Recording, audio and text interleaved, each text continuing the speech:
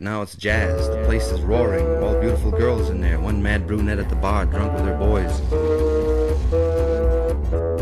One strange chick I remember from somewhere wearing a simple skirt with pockets, her hands in there. Short haircut, slouched, talking to everybody. Up and down the stairs they come. The bartenders are the regular band of Jack and the heavenly drummer who looks up in the sky with blue eyes, with a beard. He's wailing beer caps or bottles and jamming at the cash register, and everything is going to the beat. It's the beat generation. It's Bayat. It's the beat to keep. It's the beat of the heart. It's being beat and down in the world, and like old-time lowdown. And like in ancient civilizations, the slave boatmen rowing galleys to a beat. Reflections on old pavement. Wet things shine from yellow glass and we continue. Each passing pole rotten with yesterday's blues. A pedestrian horn flows to an open window breeze. The dog has wind in his face. Saliva drips on time-soaked Detroit wheel and steel. No cares in the world, just leaving behind exhaust and memory jaded smoke.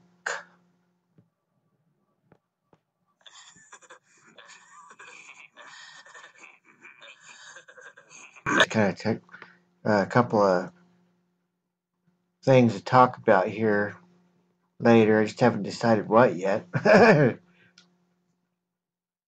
I pass by and see the guitar man. His fingers bleed from 7 days and forever begging for music and a dime.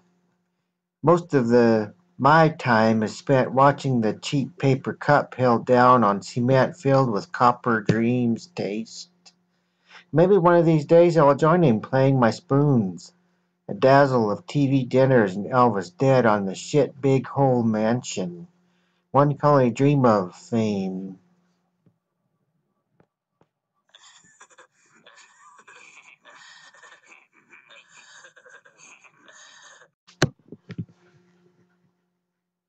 While I'm trying to find another poem, I just kind of came on here to try to. I wanted to kind of talk about my mom a little bit. Way back, probably when I was in grade school, um, my mom. Well, first of all, my mom really used to like to read all the time. She hardly ever watched TV or listened to music, even. She was always reading books, magazines, all kinds of stuff. She was really into psychic type of things or UFOs and pyramids. She liked all the stuff about Egypt, all the mysterious things that people always have questions about in the world. And I guess she kind of passed that down to me because she took me with her almost every week to the bookstore in downtown Topeka, Kansas. And um, I always went to the magazine section, and she used to always tell me about scary movies, monsters, UFOs, Bigfoot, those types of things, mysteries, basically. So I started out buying crime magazines, which is kind of crazy, I guess, for a kid in grade school. I would buy all these crime magazines, um, detective magazines, things like that, that all had all of these murders in them and things and how they were solved. And also liked, I think a couple of the first books I ever read were Helter Skelter and The Shining, which is another.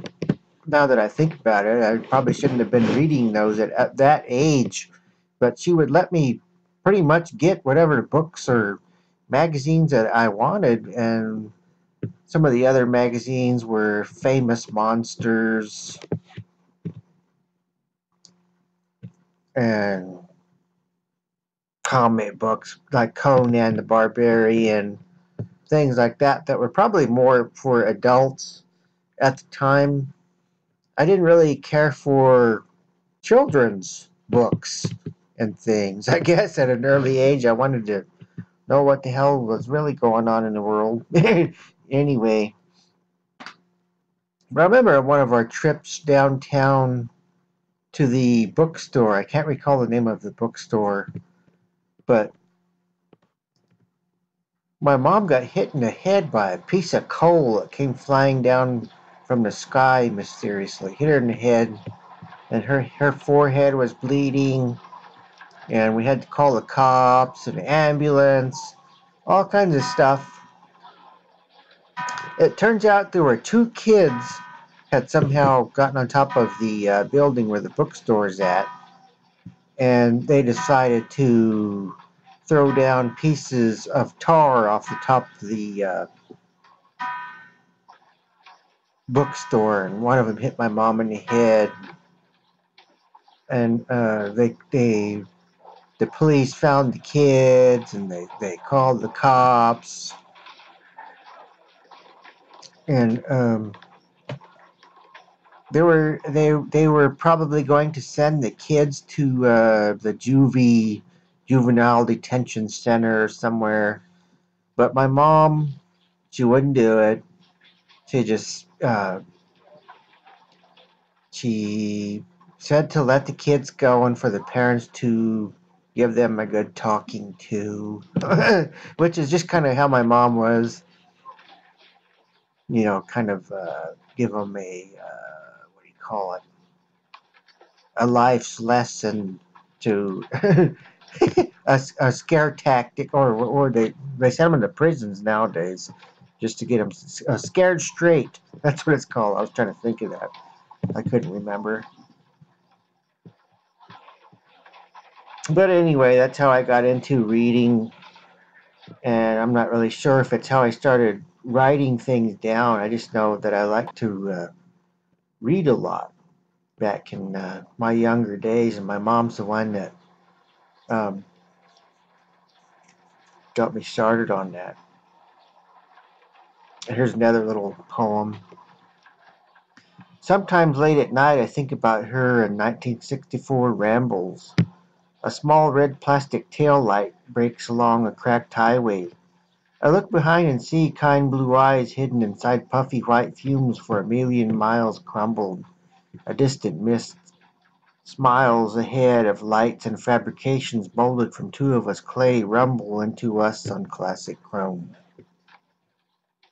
Some of my stuff has a lot of stuff has it's in cars, old cars or things like that. Over the past few years I've had so much unhappiness, death, despair, and well, hee-haw agony on me. My heart was once an eggshell, but now it has grown into cast metal, black and greasy inside ovens filled with ice. I look at you numb and wonder nothing about your feelings and the broken dry leaves. My spirit leaves this place and wanders among other lessons long learned ago in times far from across my silent eye and circle, knocking on a door that leads to nothing and everything in one explosion of no.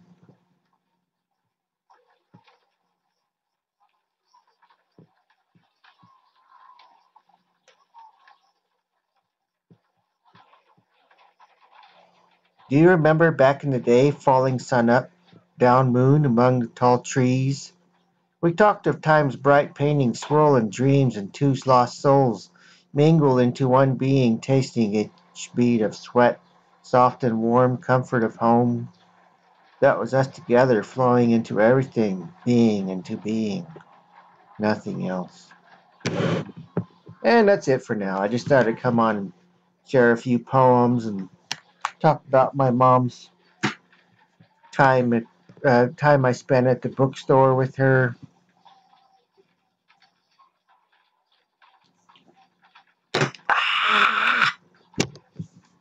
Hope you're all having a good night. That was a crazy Super Bowl, wasn't it? Ooh, Lady Gaga at halftime. Anyway, Colin, over and out, and Weirdos Unite. Radio Crew.